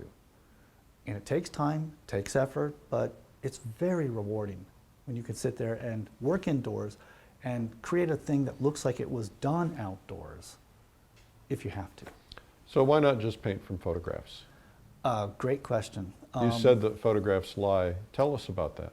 Okay, to put it very succinctly, the value relationships in a photograph are often deceptive, meaning that they can be more contrasty, more light and more dark.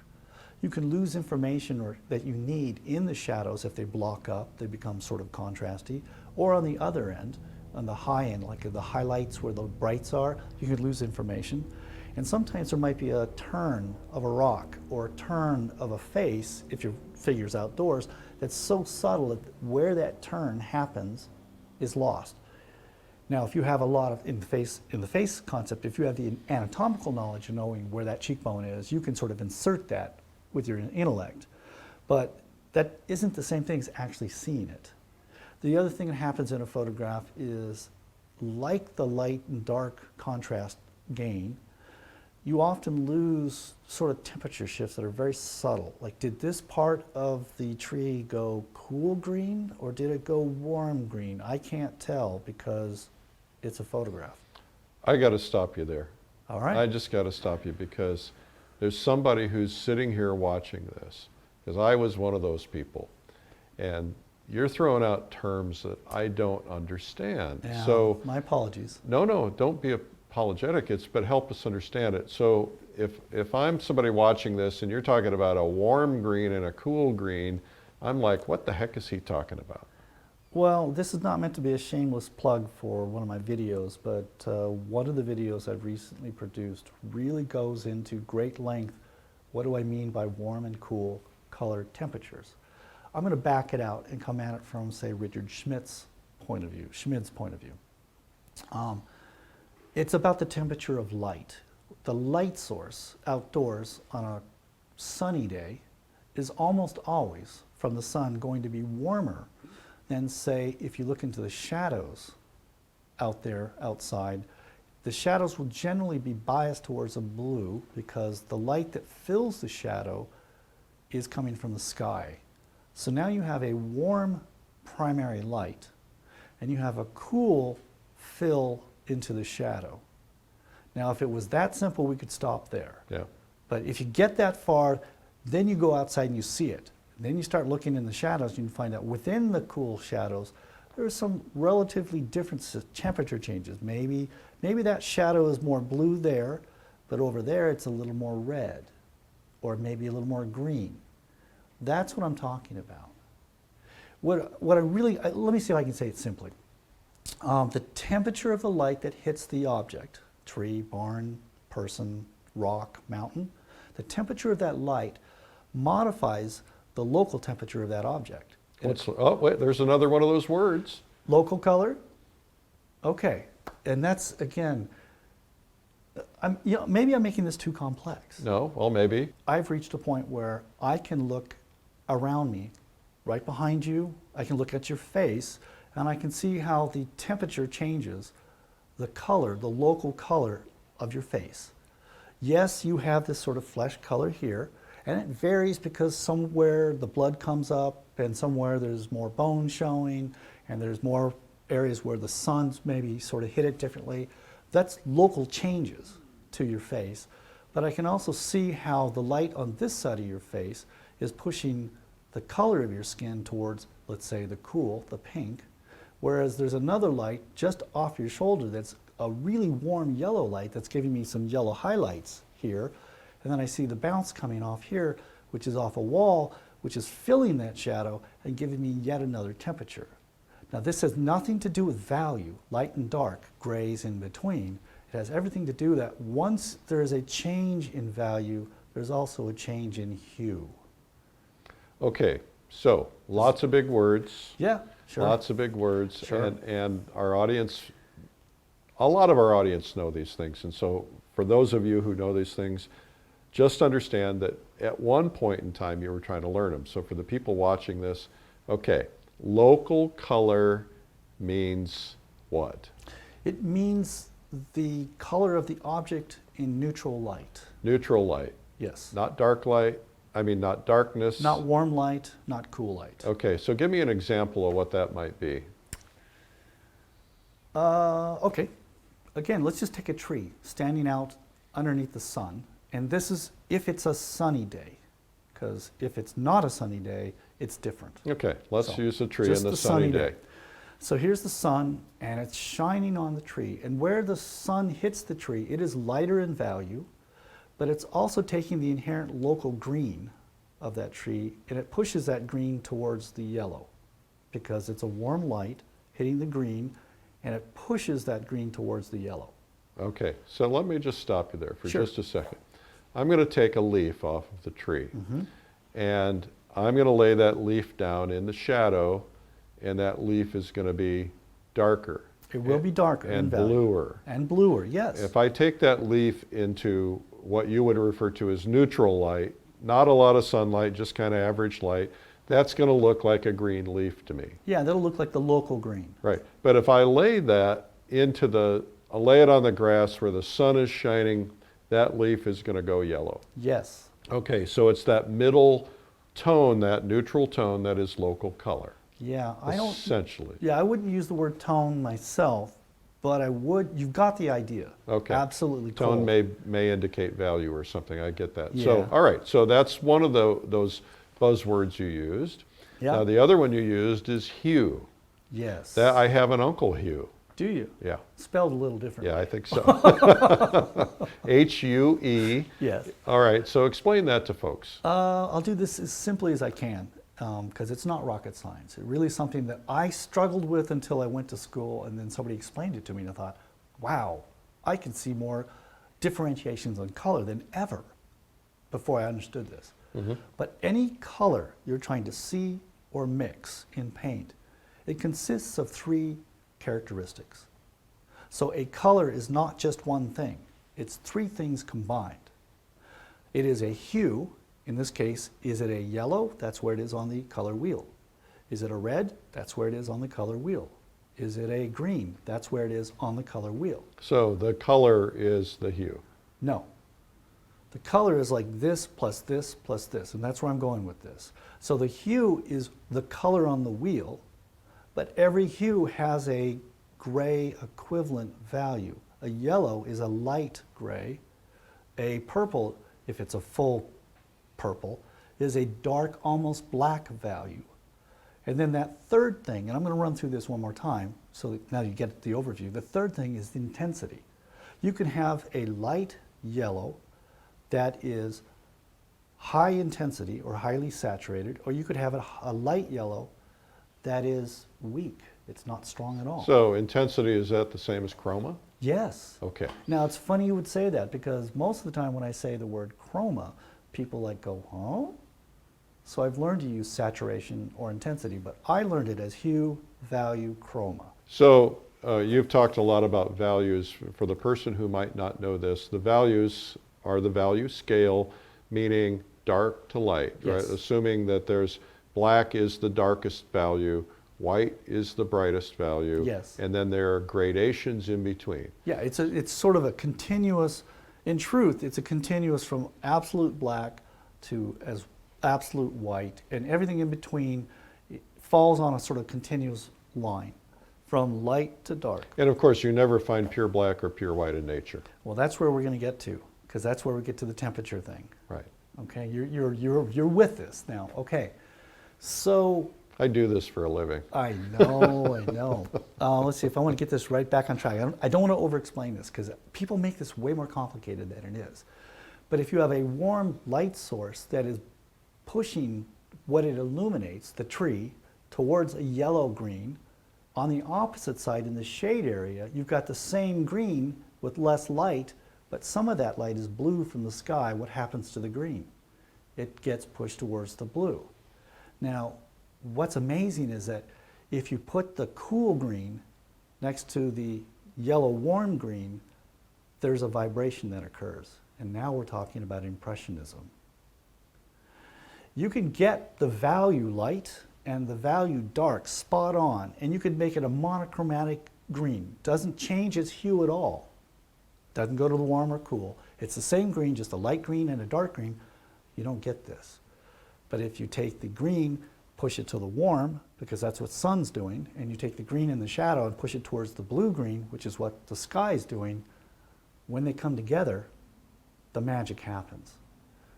Now, there's also a theory about a center line, or some people used to call it the bedbug line. Right, I love that term. Which is oftentimes when you're transitioning from light to dark, or from light to shadow. Yeah. There's a middle tone in between there, which supposedly has the most vibration, which is oftentimes a high chroma color. Now of course, there are lots of theories on that. I know where you're going with that, and this is one of the things where I say most of the time yes, sometimes not. Well, there are no rules that apply all the time. Yeah, the only rule that I apply is can I see it? Right. And that's why I paint from life as much as possible. So what you're describing, the bedbug line, which I've always wondered where that term comes from. It's very charming. I call it the core shadow, meaning that's that area on a rounded object, no matter what shape it is. If it's got a rounded kind of form to it, it's not a sharp turn like a box. If it's rounded, there's a point where there's light on one side and then it falls off, and then there's possibly light coming from the other side, and in between those two, the light and the shadow side, is that core shadow. Which is typically local color. Which is local color. That Right. you got there before I did. See, you guys, you know how this is all coming together now. Yeah. Now, there can be debates, and I think they're all valid. Is that local color, does it appear cooler or warmer than the light side or the cool side? And actually, you find it sometimes either or. It depends. But the concept here is that that core shadow will only appear between the light mass and the shadow mass. Core shadow does not appear in a shadow mass. It's always on the border, the meridian between the two. Right. Okay. Well, thank you for that. Yeah, that was kind of, Yeah. I don't know if that was all you wanted though. So I'd like to know some of the artists throughout history that really inspired you, and what was it that gave you that inspiration? Oh my, how much time do you have? Let's start with one. No, I have to give you three. All I right. have to give you what I call the holy trinity of painters for All me. right. I think I can guess who they are. I bet you can. All right. Go Let's ahead. see.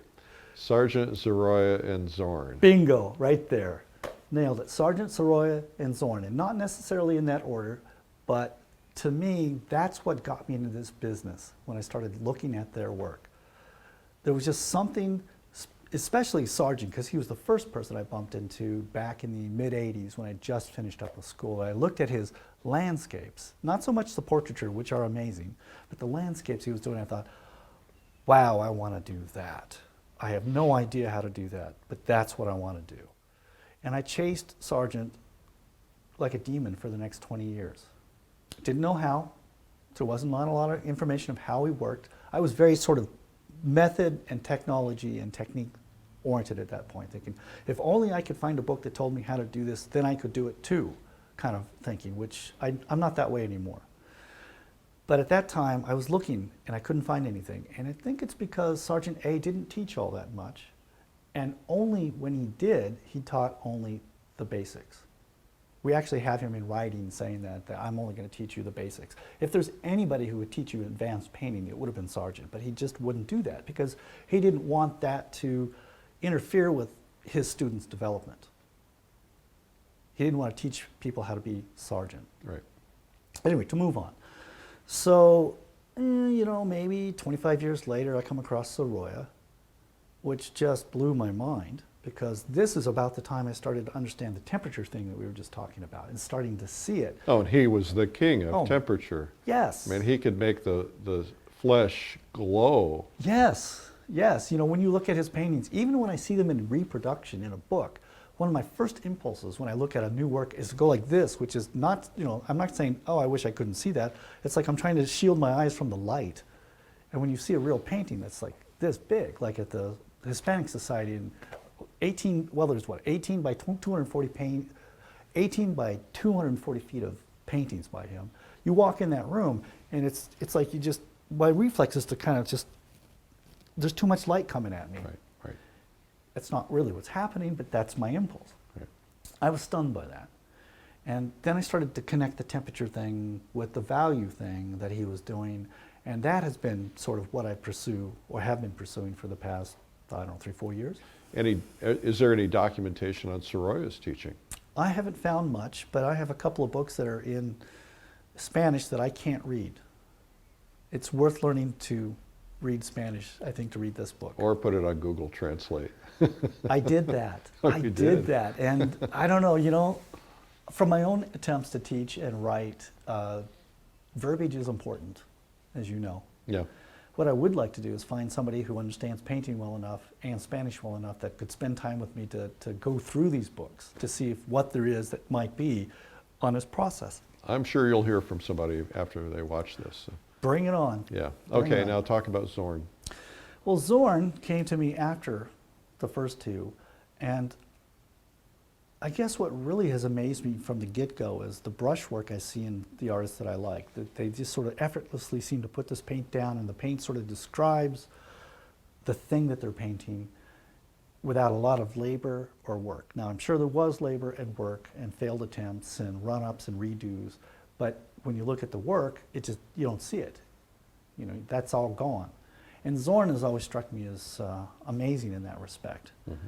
And I also, sorry? Oh, go ahead. I was just going to say, all three of these painters were contemporaries, as well as Boldini, Fortuna, and any other number of painters which have not been elevated or sort of reintroduced to our history yet, but they're well on their way. Mm-hmm. It's interesting because you mentioned that. I was talking the other day to John Singer Sargent's grandnephew, Richard Ormond. Richard, yes. And he was talking about when he was a 17-year-old child. He's elderly now, but when he was 17, Sargent was so out of favor that you could pick him up for $100.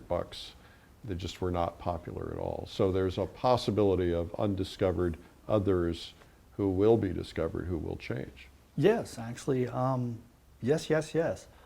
By the time of Sargent's death, he'd sort of been considered passé, that he was too sort of, I guess, decorative. There was a word for it. I think it was called Sargentolatry. So if you tried to paint like him, you were considered facetious. And facile is the word I really wanted there. Even though, and actually in his lifetime, he was accused of being little more than a camera, which blows my mind because when we look at his work from our vantage point today, in my mind, he made all these amazing changes and revisions and alterations to what he was actually painting that meant he wasn't a camera. He was making these aesthetic decisions that, I don't know, maybe people just stopped being interested in. I wish I could have picked up a few of his paintings at that point. Well, you're just going to make so much money that you'll just be able to buy originals at full price. So. Well, that would be lovely, but as you know, I will always say yes to money. It's not my primary pursuit. Of course, of course. Yeah. And how about Mancini? Are you familiar with his work? Yes, that's the other guy I was going to throw in there. Now, Boldini, Fortuna, and Mancini, when you throw them all together, they're sort of like the Holy Trinity, but taken to like another level of detail or flourish. And there are times all three of those seem a bit confetti to me, but I'm still amazed at the virtuosity that they display. It's kind of like, oh, I'm going to show off here just because I can. And I'm going, yes, you can. Mm-hmm. I learned from that stuff. Yeah, Mancini was literally insane. He was? He was, and it really comes across in his work. What's fascinating to me is that you look at a portrait that he does, and every part of that portrait is just filled with detail and bric-a-brac and big brush strokes and thick paint. Yes. And then you get to the face, and there's this beautifully constructed face that's just perfect, but he's got all this crazy busyness around him. Yeah. I think the common tie to everyone we've talked to here is that the physicality of the paint comes to the forefront. Yes, there's a subject. Yes, there's an aesthetic. Yes, there's skill. But the fact that you look at these surfaces, like, well, let's talk about Fechin, Nikolai Fechin. You know, there's nothing I like to do more than go up to a Nikolai Fechin like this and just get as close as I possibly can. And I have been tossed out of museums for doing that because I wouldn't get back far enough. There's just something about that surface, that riot of color that these artists put down, and yet when you step back, all comes together and becomes real. So you've got 3-4 masters that you've tried to learn from, study from, and obviously for someone watching this, one of the best things to do is to go to the museum and look at artwork. Absolutely. And try to figure out how they did it. But if you had dinner with one of those people who came back just for 12 hours, what's the burning question? Well, I think most people would ask, how did you do it? I think I would simply ask, can I watch you do it? Can I see you do this voodoo that you do so well? Yeah. Because that's how I learn. Some of the best workshops I've ever taken, there's not been a lot of conversation between me and the teacher as much as, okay, I took the painting this far, what should I do now? Here's the brush. Show me, please. I would just love to watch. Well, that's one of the reasons I do this. I was talking to Richard Ormond the other day, and we were talking about whether Sargent paints fast or slow. It looks like he paints fast, but Schmid looks like he paints fast, and he paints slow. And I said, wouldn't it be wonderful to have video of him? It's the reason I do these things is because guys like you will be dead someday, and people. I'm not rushing into it. Yeah, don't rush into it. But this is a really wonderful ability to be able to document that and to be able to get up and look at you, you know, when you're doing the little brush strokes and so on. So you have a thought on? Yeah. Yeah, what is it? Well, with Sargent, I read in his, not his memoirs, but a biography by a close family member who wrote that Sargent painted with deliberate haste, which I find an interesting combination of words. It's like he understood, like we'll get to Sorolla, that you needed to work quickly if you're trying to capture the effects of nature as they are moving, but there was a deliberate, controlled aspect to it, and I love that. Mm-hmm. Painting with deliberate haste. Now it's said of Sorolla, the other hero of mine, is that he painted at an incredible frenetic speed, and if you just look at the surfaces, you can see how fast he was moving, especially if you have any experience at all at trying to work quickly. And I think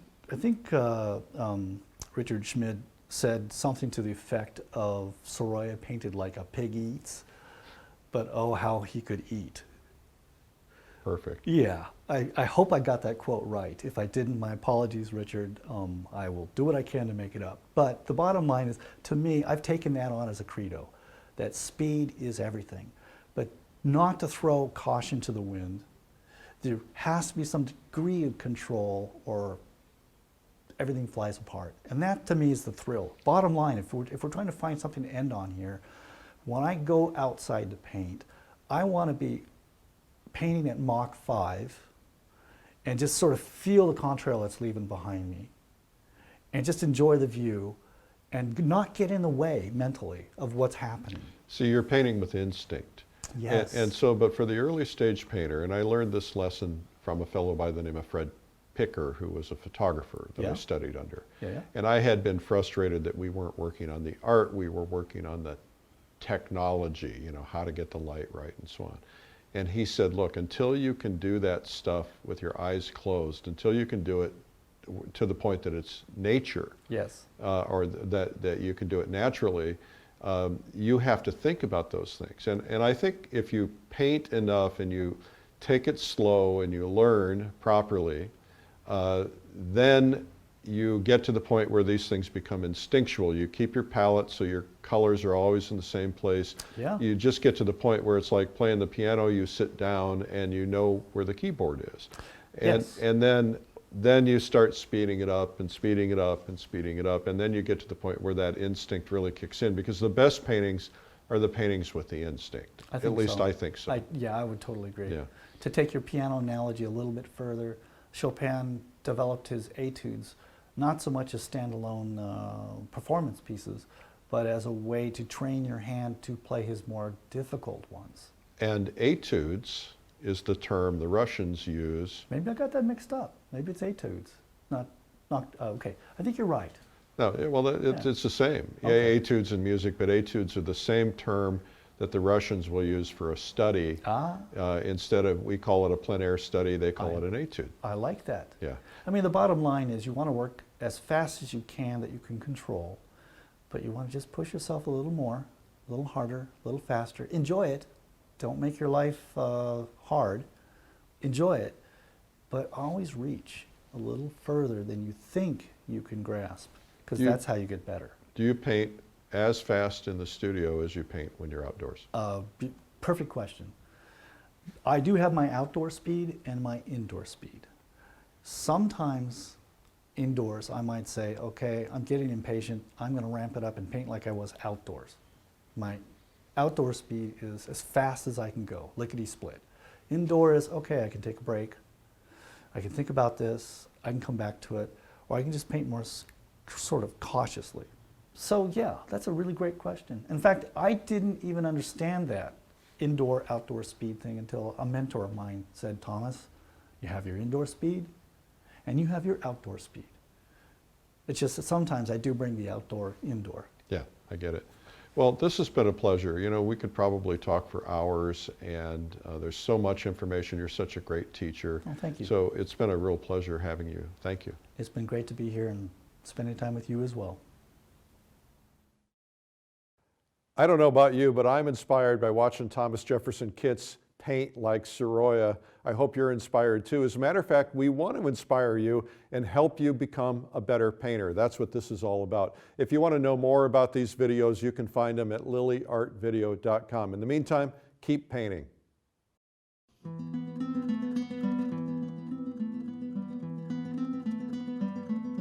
The art of Spanish master Joaquín Sorolla changed the world. His paintings, for the first time in history, showed that a painter could create the feel of dramatic warm sunlight on human flesh.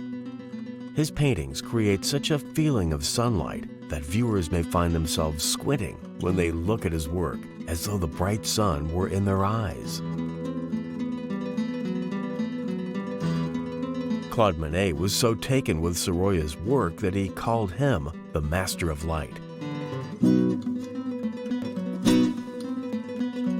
Sorolla is widely regarded as one of the most brilliant plein air painters ever and one of the great painters of all time. His paintings not only convey the feeling of light, they're packed with human emotion, with the stories of the people he painted.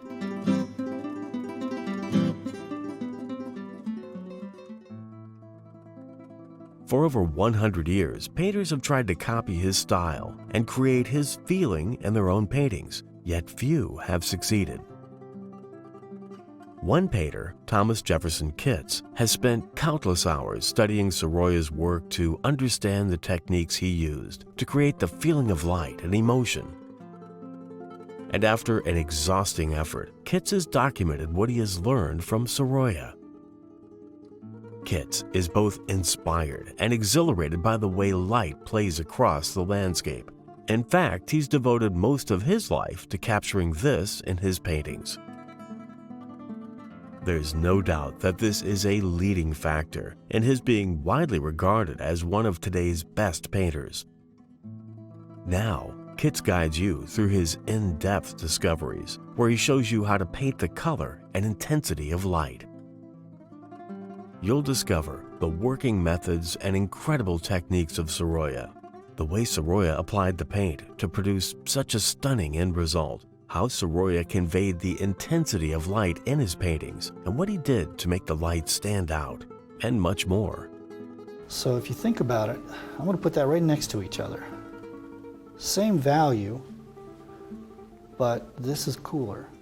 And that's what I want to put, I think, right in here. The ability to paint the color of light is a skill that separates average painters from great ones. And now you can paint along, step by step, while this skill is explained in an easy-to-digest method that even beginning painters can grasp. Sorolla, Painting the Color of Light with Thomas Jefferson Kitts, is now available on DVD or streaming video.